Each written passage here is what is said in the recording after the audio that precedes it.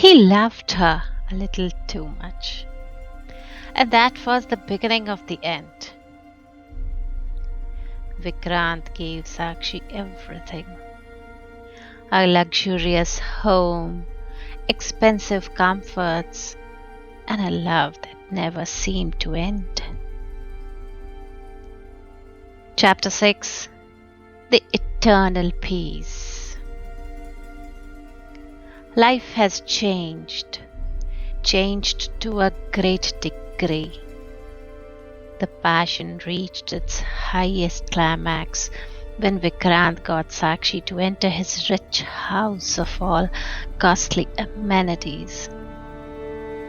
He welcomed her into this world and asked her to forget all her old clothes, for he would get all things new for her. Sakshi was happy facing such a world in a fancy framework of a rich apartment and a man who loved her intensely, who was ready to pamper her. Vikrant transformed into the most loving man she had ever seen. He cooked for her. He brought flowers every morning. He clicked selfies with her at every corner of the house, posting them with the caption like, "My beautiful wife, my world."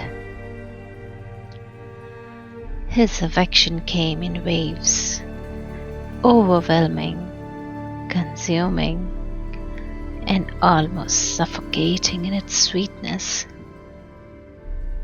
And Sakshi kept telling herself that maybe this was his love, looked intense, clingy, overwhelming, addictive. But beneath her pampering, a sense of deep possessiveness flickered. He would give a sharp glance if another man smiled at her, if she looked away while he spoke. In a way, he controlled her every action and also compelled her to stop talking to her friends in the outside world. To him, her world should be him. "You're mine. Don't make me angry. I know what's best for you. Don't sleep off, I'm coming right now," he would tell her.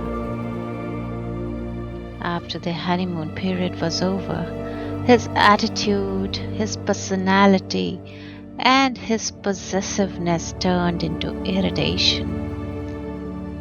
Irritation fired into anger, and ultimately anger turned into slaps of words. The violence began. It started with a show, then a tightening grip on her wrist and a harsh pull of her arm. His aggression had its breath, hot with anger, and words rough and cruel. After such aggressive behavior in the evening, he would plead and seek apology in the morning with flowers. Indeed, it was quite evident that he was a spoiled rich brat who could do anything for his desires and could go to any extremes to get what he wanted in life.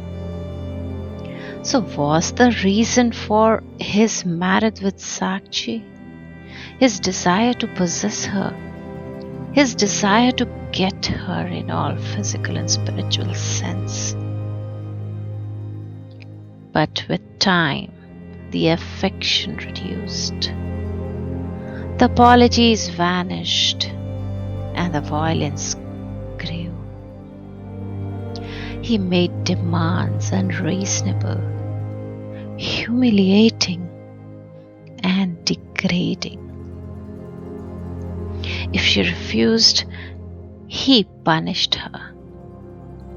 He treated her body as something he owned, something he could use whenever he wanted.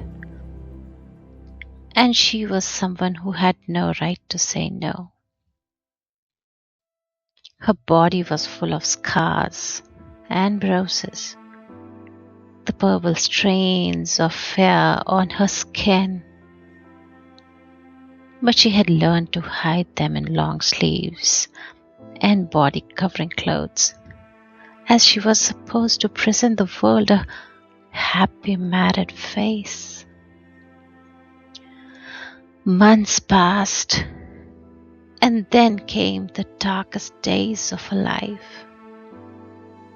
Vikrant started bringing his friends home. Loud, half-drunk, laughing men who stared at her far too long. He introduced her with pride, as if she were a trophy, a possession. That one night, after too much alcohol and too little humanity, Vikrant pushed her towards one of them and whispered, "Make him happy. Don't say no. You're mine and I decide what and who is good for you." This shattered her. She had endured his cruelty for months, swallowed it, survived it, learning to breathe around the pain. But today he had crossed a line from which there was no return. It wasn't just anger anymore. It wasn't just violence. He had completely lost whatever humanity he once pretended to have.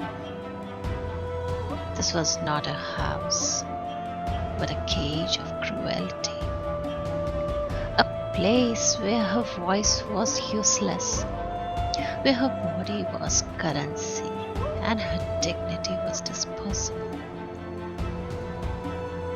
The next morning, when Vikrant woke up, the first thing he noticed was the cold, empty space beside him. His brows tightened.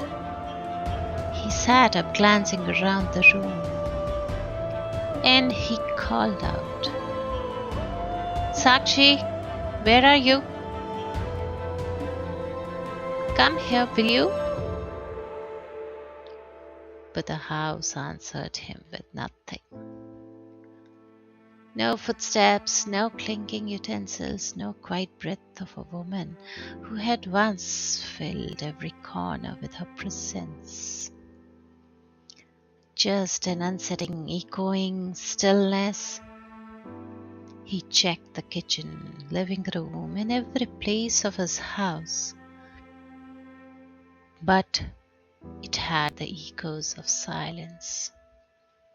Sakshi was nowhere to be found. Then he walked towards the balcony, where he saw it.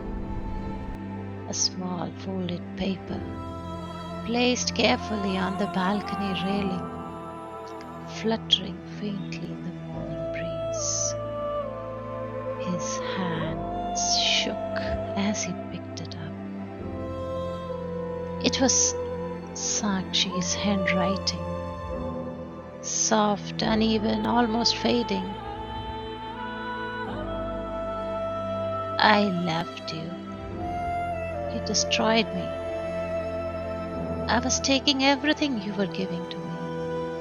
The pains, the bruises, your violent aggression.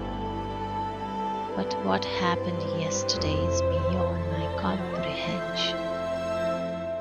I loved you once, but you turned that love into my cage. This is the only escape left for me. Please don't call this my weakness. It is the last strength I have. You always wanted me to message you first in the morning. This is my first and the last message